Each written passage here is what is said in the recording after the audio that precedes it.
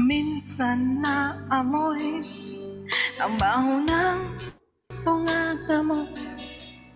Nagtangka kang halikan ako, pero hindi ko matik ito. Pagbuka ng bunganga mo, merong namoy ako.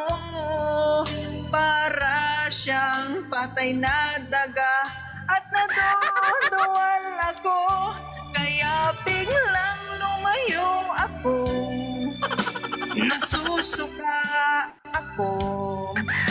Hindi ko na makaya ang baho ng bunganga mo.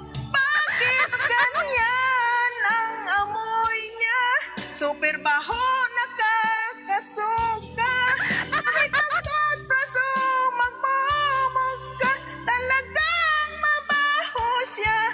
Kaya dapat magpatingin na doon sa malapit na dentista, para malaman mo magkaipin mo ay napupulok na.